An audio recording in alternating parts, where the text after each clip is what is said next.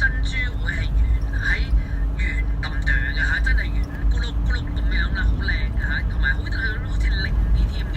咁而就算係呢個河嗰啲珠咧，就好似粒牙咁樣咧，粒粒突突咁樣又硬慘慘。咁啊佢又似有粒珠，但係嗰粒珠又生多啲嘢出嚟咁樣咧，好奇怪嘅。即係佢係有珠嘅形嘅，但係嗰粒珠咧跟住喺佢嘅側邊左右咧，即係好似咩咧？你知唔知？我依家諗起咧就似咩咧？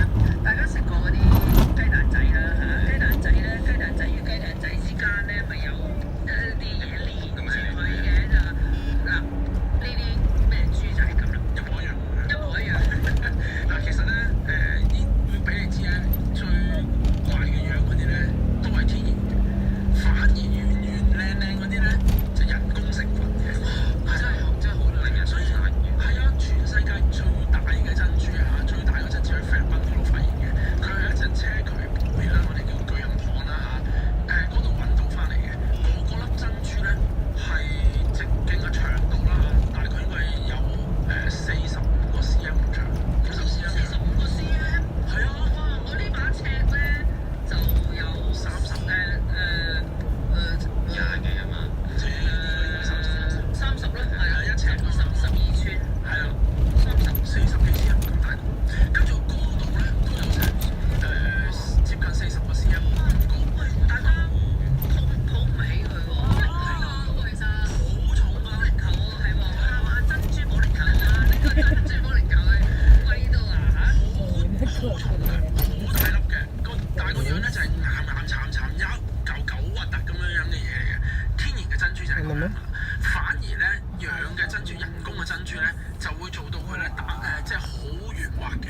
咁但係有陣時咧都的而且確咧有啲會失敗嘅。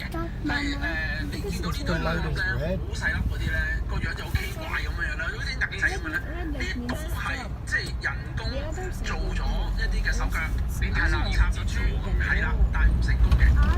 嗱，咁所以我哋要知道原來珍珠呢一樣嘢咧，其實係點形成嘅先咧咁樣。其實珍珠呢樣嘢咧，係一啲嘅沙石，嗱，原本天然嗰啲咧就有粒沙石啦，走咗入去佢哋嘅身體裏邊，係啦，咁跟住揞住咗喺度，好辛苦。咁嗰啲嘅珍珠嗰啲蚌啦就開始會分泌一啲嘅物質出嚟咧，包住佢，包住佢，令到佢咧冇咁揞住自己，冇咁辛苦嘅。因為沙石就起角㗎嘛，有機會咧就會揞到自己會傷嘅，所以就揾啲嘢包住佢，咁啊形成咗一粒嘢。咁呢啲咧就係珍珠嚟㗎啦。咁即係一定食到沙石嘅咩？有機會嗱，譬如你個海，即係會唔會有粒蚌係冇珍珠嘅咧？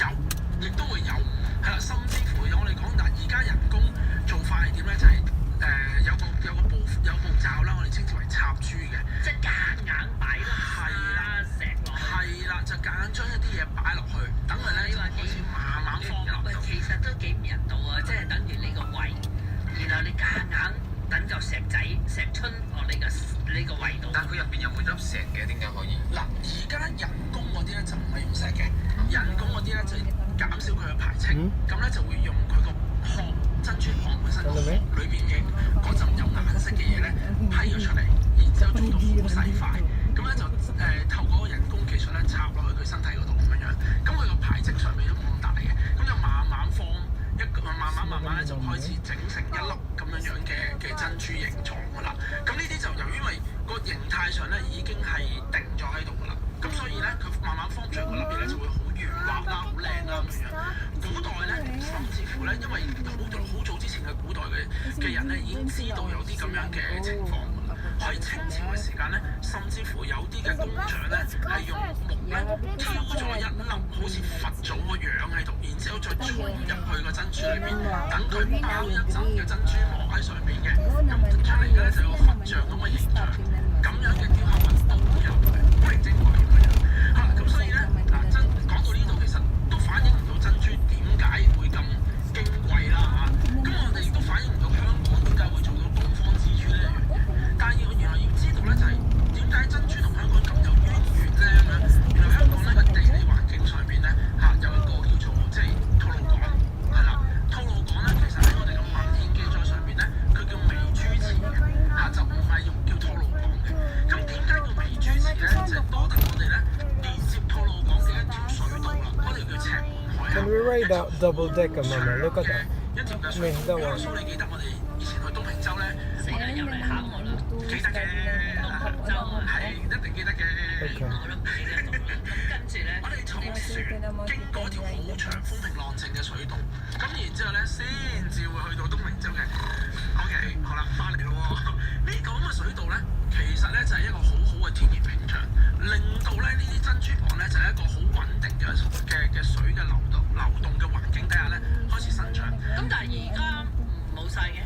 啱啦， Did you 就係 check 因 the 為個歷史啊 location? 個發展咧就係原來喺五代十國嘅時候，即係公元900幾年嘅時候，已經開始知道咧，哇！原來呢個地方咧係好多珍珠存在喺度嘅。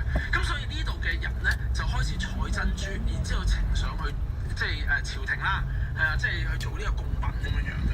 咁一路咧呢個咁樣採珍珠嘅歷史咧，橫跨咗成幾百年，去到明末清初嘅時間咧，中間已經有過渡呢一個嘅即係採集嘅情況已經出現咗啦。咁又加上當其時咧歷史嘅緣故啦嚇，清政府要即係有個叫禁封令啦，令至到咧嗰啲嘅靠近沿海嘅居民要內遷50里嘅關係咧，咁喺香港呢個微主持攞珍珠嘅歷史咧，先至告一段落，停咗落嚟。